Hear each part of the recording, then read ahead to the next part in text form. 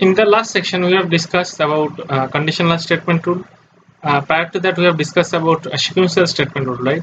In this section, we'll discuss about loop statement rule, and this will complete our journey in the formal analysis of algorithms. Okay, for correctness analysis.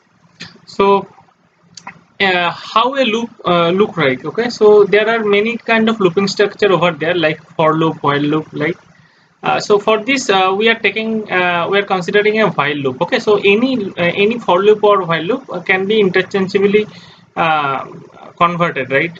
So let us consider the concept of while loop over here. So how a while loop is structured. So a loop statement is like that. While the condition C is true, then execute all the statements in this algorithm A. Okay, and then while. So until this condition C remains true, A will be executed. Okay, so each time A is executed, then the condition C is checked, and again if it is true, then A will be executed again at that time, and again C will be checked whether it is true or false. So till the time C remains true, A will be executed.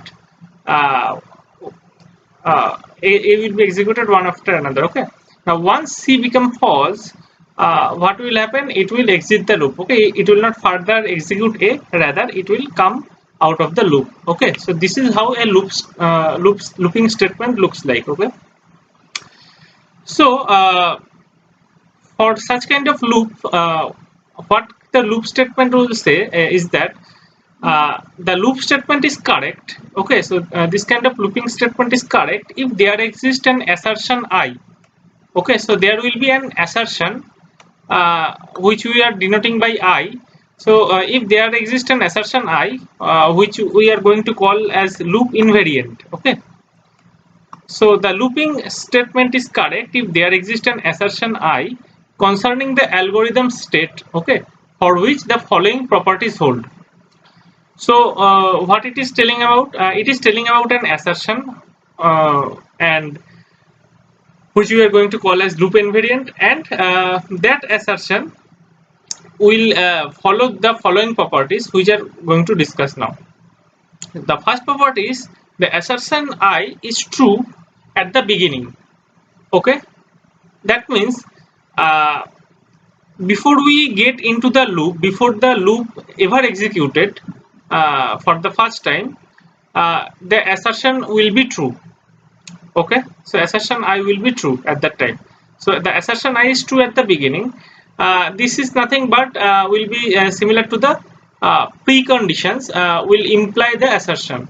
Means you will get this assertion I from the precondition of the algorithm. Okay, and this step is generally referred to as initialization in the CLRS book. Okay. The next condition or next property is I is invariant property. Means the assertion I will never become false during the execution of the loop. Okay, means so suppose I am currently at the kth iteration. Now from first iteration to k iteration, the assertion I remains true. Then at k plus 1 iteration also it will remain true until we exit the loop.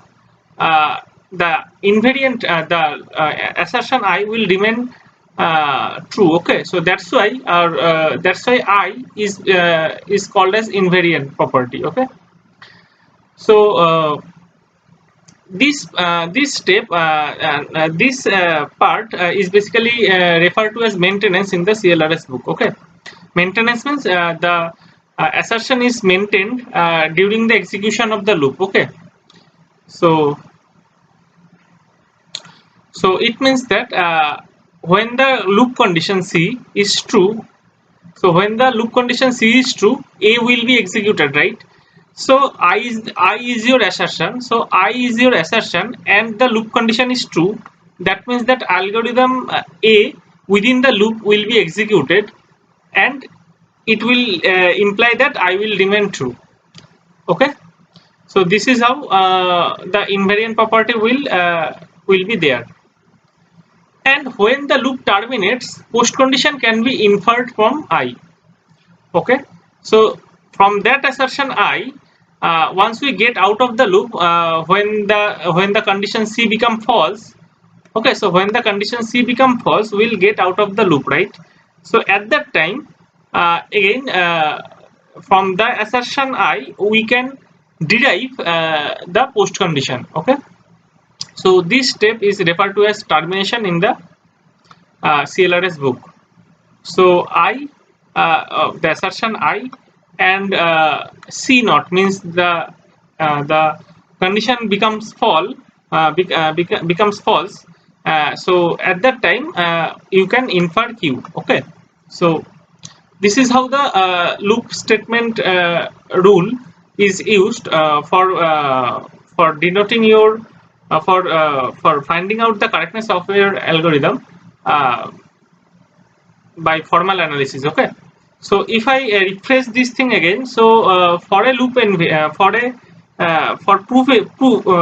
prove that an algorithm consisting of a loop is correct, we can do formally by using an assertion which is called loop invariant. Okay, so that assertion loop invariant will remain true while we are entering the loop for the very first time, and during the execution of the loop, that invariant or that assertion will remain true, and when you will get out of that loop because the condition becomes false, then you will find that that assertion is itself the will either itself is a post condition, or that assertion is leading us or helping us to lead to the post condition Q. Okay, so this is how we can prove the correctness of a loop statement.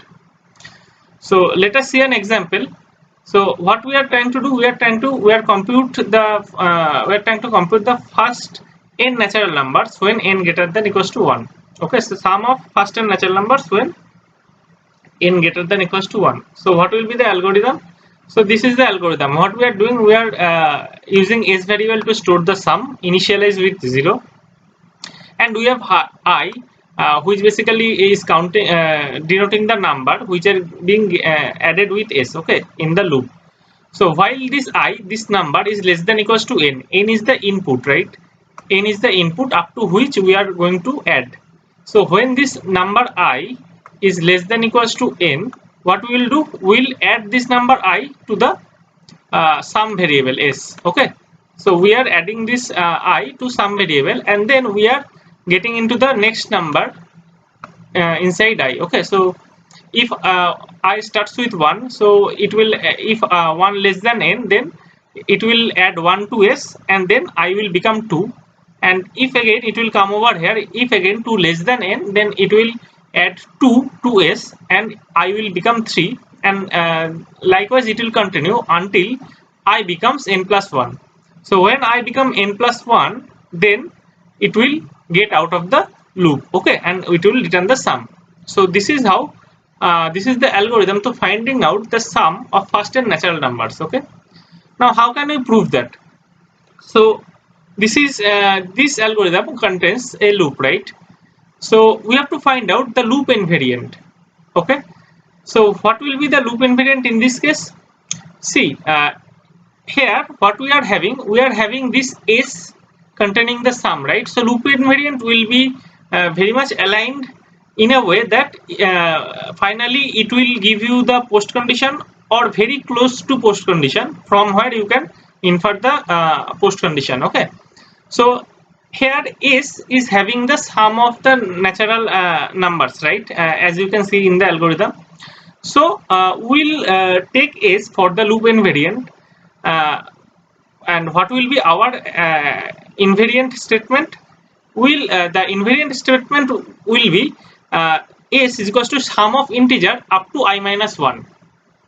Okay, so at any point of time in this algorithm, s will contain sum of integers up to I minus 1. Obviously I greater than equals to 0. Okay, so so let us see. So Next, so we have now defined our invariant statement, right?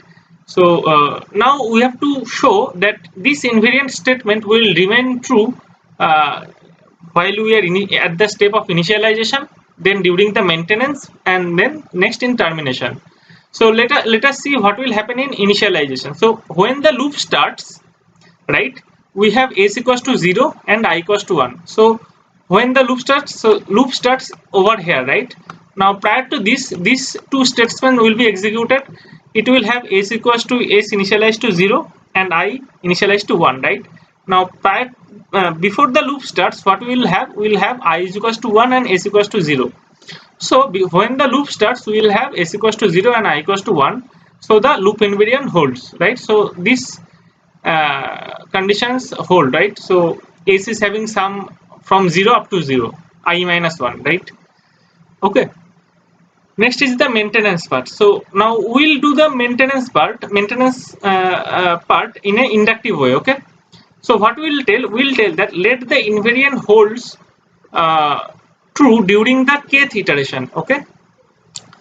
It means we have now done the loop has now been executed up to k minus 1 iteration. Now it is going to enter in the kth iteration. Okay, obviously I equals to at that time I will be k and k is less than equals to n at that point of time. Okay, so now when I is at that point of time, since the invariant hold true, it means that when I am entering the loop, at that point of time I have I is equals to k and s is equals to sum from 1 to k minus 1. Okay, so from 1 to k minus 1 I have in s, right? Now I am entering the loop when value of I is k, right? Now what will happen inside this loop? It will first add I to s, right? It means that the value of sum will be increased by or added with value k, right? Because I holds the value k, so it will be done. And next, what will happen? Next k will be I will be incremented to k I plus 1, right? So I will be incremented to k plus 1. Okay, so now the loop ends, and when it again is going to enter in the next iteration, what we will have that at the end of kth iteration, the value of s is basically having sum from 1 to I minus 1, right? I minus 1 means k plus 1 minus 1, which is equals to k, right? So during the maintenance part, the loop invariants hold. Okay, so we have proved that the loop invariants hold true during the initialization, during the execution of the loop, and finally termination. So when the loop will terminate? So we know that the loop will terminate when I becomes n plus 1, right? So when it is getting out of the loop, I have the value of I is equals to n plus 1, right? I have value of value of I is equals to n plus 1. Okay, so as per the invariant, what will have the value of s at that time? So value of s will be from summation of 1 to up to I minus 1, right? So I minus 1, so value of I is n plus 1, so I minus 1 will be n, right? So when we are exiting the loop, we will have value of s is equals to 1 plus 2 plus up to n. So this is nothing but what our post condition is, right? Our post condition is that s will have the sum of first and natural numbers. Okay, so this is how a loop statement is formally proven true using the loop statement rule. Okay, so with that we come to an end of the loop statement rule. Next we'll focus on the performance analysis in the next part.